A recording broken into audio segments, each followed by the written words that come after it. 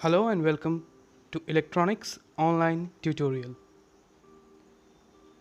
मेरा नाम है दिव्यांश सिन्हा। मैं CSS VAC स्कीम के तहत तैनात किया एक वोकेशनल ट्रेनर हूँ। स्ट्रीम है इलेक्ट्रॉनिक्स और स्कूल का नाम है हरिश्चंद्रपुर किरणबाला बालिका विद्याश्रम। मेरे ट्रेनिंग पार्टनर हैं ओरा एंड एडुटेक प्राइवेट लिमिटेड। आज हम जिस विषय में बात करने वाले हैं वो है इलेक्ट्रिक मोटर। तो पहले देख लेंगे ये इलेक्ट्रिक मोटर है क्या। इलेक्ट्रिक मोटर एक मशीन या फिर एक रोटेटिंग डिवाइस है जो कि इलेक्ट्रिक एनर्जी को मैकेनिकल एनर्जी में बदल सकती है। इस डिवाइस का आधार है इलेक्ट्रोमैग्नेटिज्म का प्रिंसिपल, जिसके अनुसार जब एक मैग्नेटिक फील्ड में करंट पास किया जाता है तब फोर्स पैदा होती है। इसके एप्लीकेशन के क्षेत्र बहुत बड़ा है।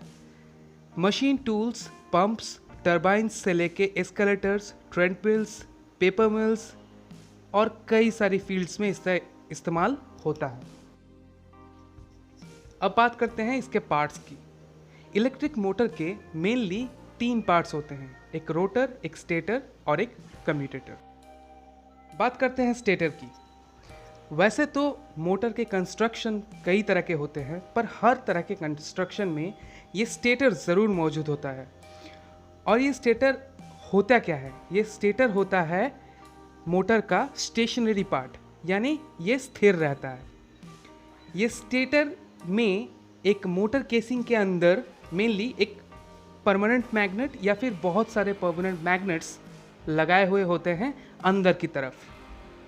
और ये मोटर केसिंग जो होती है मेनली एक प्लास्टिक के ड्रम आकार की होती है। बात करते हैं रोटर की।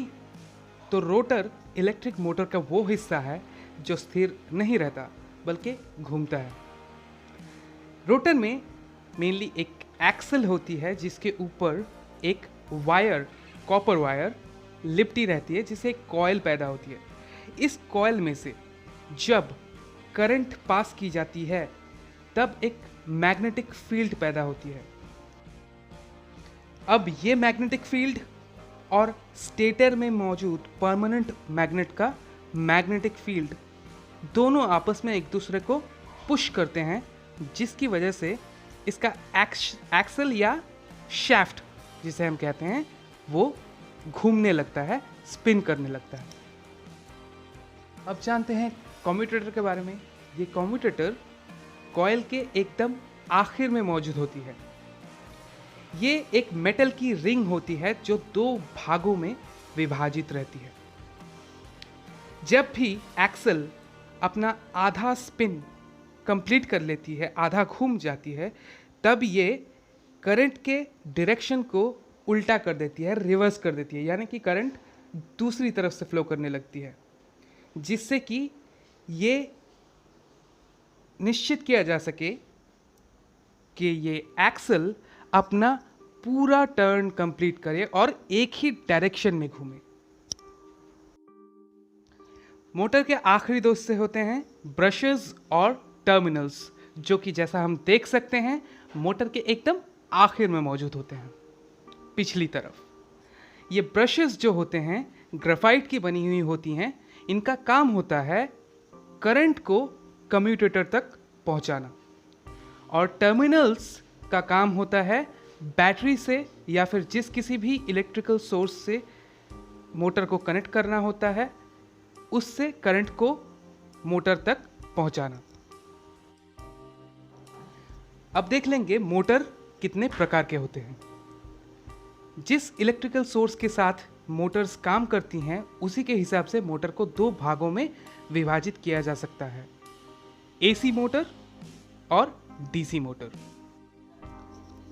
DC मोटर को DC पावर सप्लाई की ज़रूरत होती है, यानी कि बैटरीज इससे कनेक्ट किए जाते हैं। अब इन्हें 2 हिस्सों में विभाजित किया जा सकता है। एक है ब्रश्ड मोटर, यानी कि इसमें ब्रशेस मौजूद होते हैं। दूसरा है ब्रश लेस मोटर, यानी कि इसमें ब्रशेस मौजूद नहीं होते।